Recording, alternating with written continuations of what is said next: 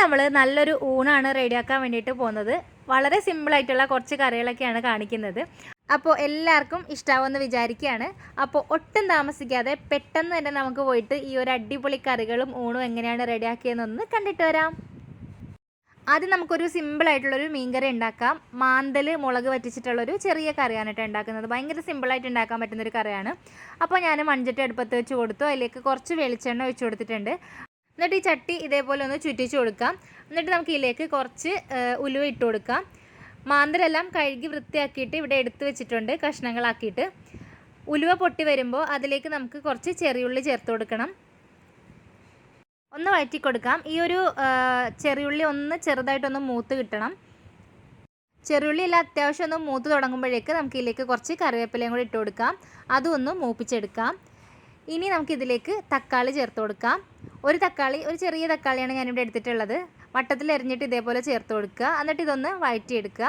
തക്കാളി നന്നായിട്ടൊന്ന് വെന്ത് വരുന്ന സമയത്ത് നമുക്കിതിലേക്ക് പൊടി ചേർത്ത് കൊടുക്കാം. ഇവിടെ നമ്മൾ മുളക് പൊടി മാത്രമാണ് ഈ ഒരു കറിയിലേക്ക് യൂസ് ചെയ്യുന്നത്. വേറെ പൊടികളൊന്നും വേണ്ട കേട്ടോ.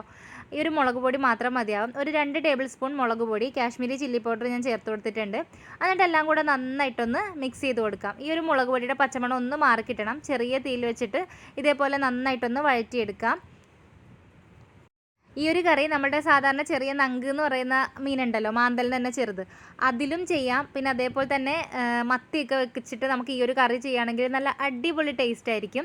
അപ്പോൾ എന്തായാലും ഞാൻ ഇതിലേക്ക് കുറച്ച് കുടംപുളി ചേർത്ത് കൊടുത്തിട്ടുണ്ട്. കുടംപുളി നേരത്തെ വെള്ളത്തിലിട്ടിട്ട് ആ ഒരു വെള്ളം ചേർത്ത് കൊടുത്തു. 2-3 കഷ്ണം പുളിയും കൂടെ കീറിയത് ഇട്ട് കൊടുത്തിട്ടുണ്ട്. പിന്നെ വാളംപുളി ചേർക്കുന്നവരാണെന്നുണ്ടെങ്കിൽ അതാണെങ്കിലും മതി കേട്ടോ, അത് ചേർത്ത് കൊടുക്കാം. എന്നിട്ട് നമ്മൾ ആവശ്യത്തിനുള്ള ഉപ്പ് ചേർത്ത് കൊടുത്തിട്ടുണ്ട്. ഒരല്പം വെള്ളം, ഏകദേശം ഒരു 1/2 ഗ്ലാസ് വെള്ളം കൂടി ഞാൻ ഇതിനകത്തേക്ക് ഇട്ട് കൊടുക്കുന്നുണ്ട്. ഒരുപാട് ചാറാക്കിയിട്ട് ചെയ്യുന്നില്ല, നല്ലപോലെ ഒന്ന് വറ്റിച്ച രീതിയിലാണ് ചെയ്യുന്നത് കേട്ടോ. എന്നിട്ട് നമ്മൾ നന്നായിട്ടൊന്ന് ഇളക്കി കൊടുത്തിട്ടുണ്ട്. ചാറൊന്ന് ചൂടായി വരുമ്പോൾ അതിലേക്ക് നമുക്ക് മാന്തൽ ഇട്ട് കൊടുക്കാം. എന്നിട്ട് എല്ലാം കൂടെ നന്നായിട്ടൊന്ന് മിക്സ് ആക്കിയിട്ടെടുക്കാം. ഇനി ഈ ഒരു ചാറിൽ കിടന്നിട്ട് നന്നായിട്ട് ഇതൊന്ന് തിളച്ചിട്ടൊന്ന് റെഡി ആയിട്ട് വരട്ടെ. നല്ലതുപോലെ ഒന്ന് തിളച്ച് പറ്റി വരണം. അപ്പോൾ ആ ഒരു സമയം വരെ നമുക്ക് വെയിറ്റ് ചെയ്യാം. ഇപ്പുറത്ത് ഞാൻ ചീനച്ചട്ടിയിൽ കുറച്ച് വെളിച്ചെണ്ണ ഒഴിച്ച് കൊടുത്തിട്ടുണ്ട്.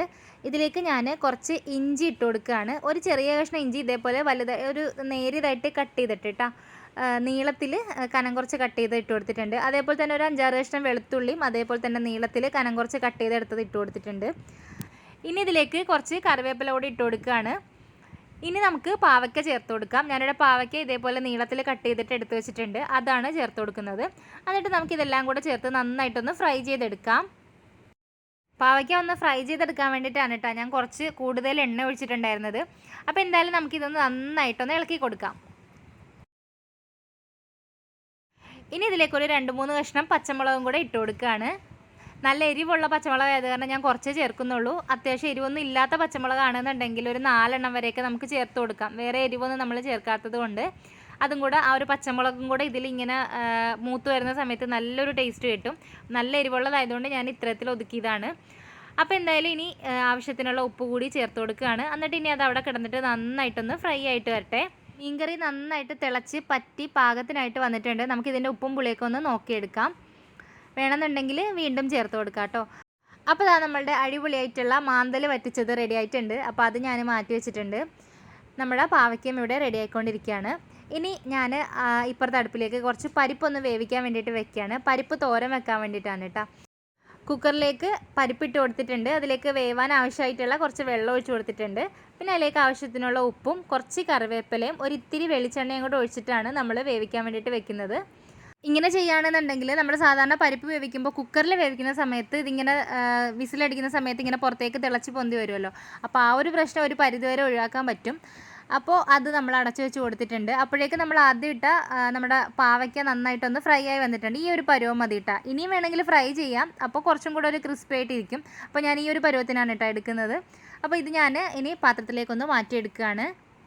പാവയ്ക്ക ഞാൻ 2 ബാച്ചായിട്ടാണ് കേട്ടോ ചെയ്തെടുത്തത്. അപ്പോൾ ഇനി അടുത്തതും കൂടെ ഇതിനകത്തേക്ക് ഇട്ട് കൊടുക്കുകയാണ്. ഇനി നമുക്ക് നല്ലൊരു മോരുകറി ഉണ്ടാക്കിയെടുക്കാം. തേങ്ങ ഒന്നും ഇടാതെ നല്ലൊരു മോര് കാച്ചി ഇത് ഉണ്ടാക്കാം. അപ്പോൾ അതിന് വേണ്ടിയിട്ട് ഞാൻ ഒരു ചട്ടി അടുപ്പത്ത് വെച്ച് കൊടുത്തിട്ടുണ്ടാവുന്നു. ചൂടായിട്ട് തട്ടെ.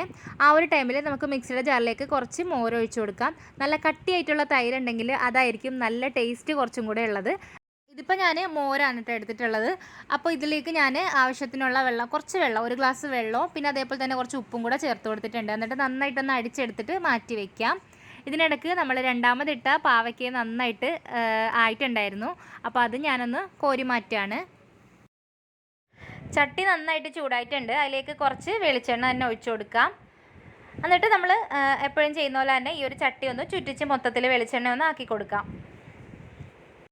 എണ്ണ ഒന്ന് ചൂടായി കഴിഞ്ഞാൽ ഇതിലേക്ക് കുറച്ച് ഉലുവ ഇട്ട് കൊടുക്കാം. ഉലുവ പൊട്ടിക്കഴിയുമ്പോൾ ഇതിലേക്ക് കുറച്ച് കടുക് കൂടെ ചേർത്ത് കൊടുക്കുകയാണ്.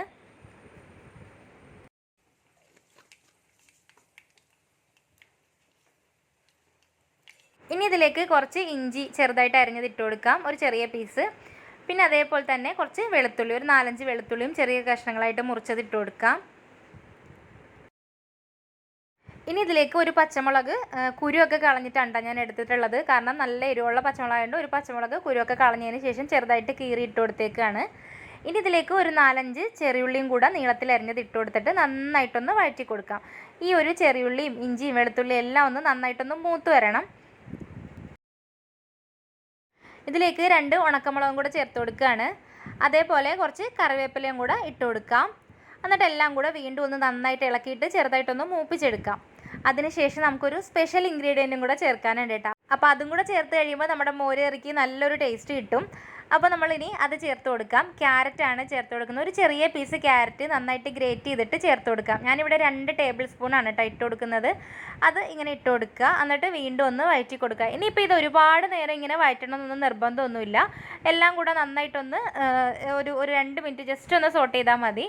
അപ്പോൾ തന്നെ നല്ലോണം ഈ ഒരു ക്യാരറ്റ് ജസ്റ്റ് ഒന്ന് വാടി കിട്ടും. അത്രയും മതിയാവും. ഒരുപാട് വാടി വരേണ്ട കാര്യമില്ല കേട്ടോ. നമ്മൾ ആ ഒരു ചോറിൽ ഒഴിക്കുന്ന സമയത്ത് നല്ലപോലെ ഇങ്ങനെ കടിക്കാൻ കിട്ടും ആ ഒരു ക്യാരറ്റ്. നല്ലൊരു ടേസ്റ്റുമാണ് ചോറ് കൂട്ടി കഴിക്കാൻ വേണ്ടിയിട്ട്. അപ്പോൾ എല്ലാം കൂടെ നന്നായിട്ടൊന്ന് ഇളക്കി കൊടുക്കുന്നുണ്ട്.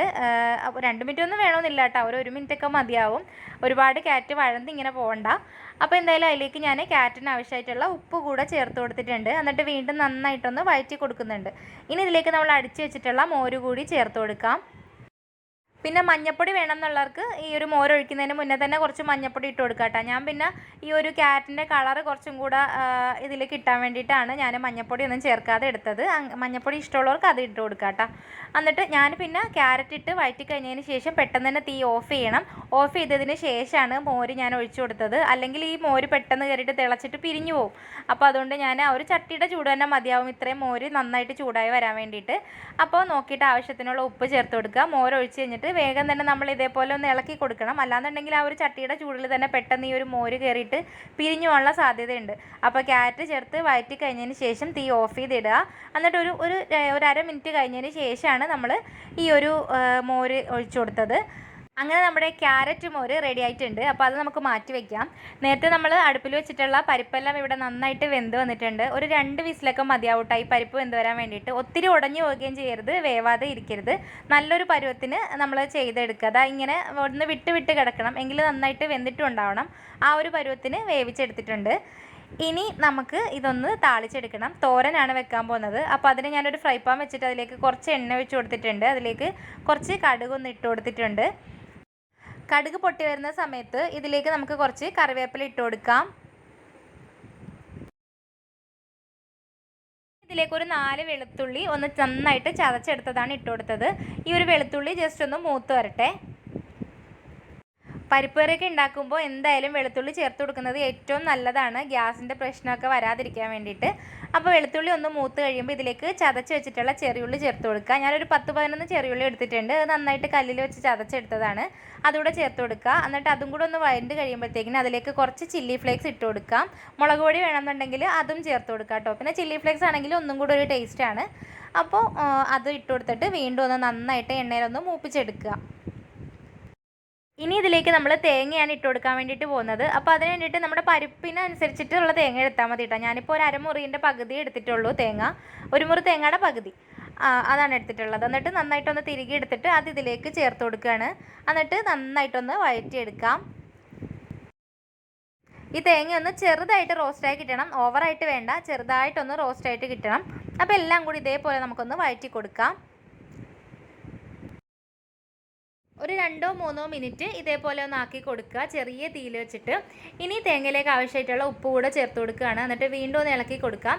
ഇനി ഇതിലേക്ക് നമ്മൾ നേരത്തെ വേവിച്ച് വെച്ചിട്ടുള്ള പരിപ്പും കൂടി ഇട്ട് കൊടുക്കാം.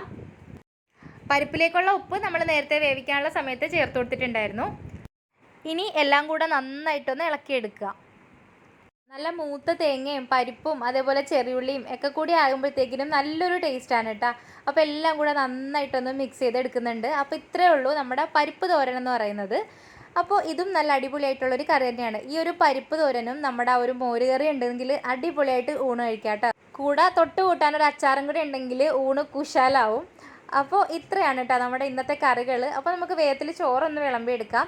അപ്പോൾ ഞാൻ വീഡിയോയുടെ ഒരു ഭംഗിക്ക് വേണ്ടിയിട്ട് ഒരു വാഴയിലേക്ക് എടുത്ത് വെച്ചിട്ടുണ്ട്. അതിലേക്ക് നമ്മുടെ ചൂട് ചോറ് ഇട്ട് കൊടുക്കാം. ഇനി നമ്മൾ പൊരിച്ച് വെച്ചിട്ടുള്ള പാവയ്ക്കയും കൂടെ സൈഡിലേക്കായിട്ടൊന്ന് വെച്ച് കൊടുക്കുകയാണ്. നല്ല ചൂട് ചോറ് വാഴയിലയിൽ ഉണ്ണുമ്പോൾ തന്നെ അതിൻ്റെ ഒരു ടേസ്റ്റ് ഭയങ്കര അടിപൊളിയായിരിക്കും. അപ്പോൾ എന്തായാലും ഇതിലേക്ക് ഞാൻ കുറച്ച് നാരങ്ങാച്ചാറ് വെച്ച് കൊടുക്കുന്നുണ്ട്. നമ്മുടെ സൈഡിലായിട്ട് പരിപ്പ് തോരൻ ഒന്ന് വെച്ച് കൊടുക്കുകയാണ്. ഇനി നമുക്ക് കുറച്ച് മാന്തൽ വറ്റിച്ചത് വെച്ച് കൊടുക്കാം. പിന്നെ നമ്മുടെ ചാനൽ ആരെങ്കിലും പുതുതായിട്ട് കാണുന്നുണ്ടെങ്കിൽ സബ്സ്ക്രൈബ് ചെയ്യാൻ മറക്കരുത് കേട്ടോ.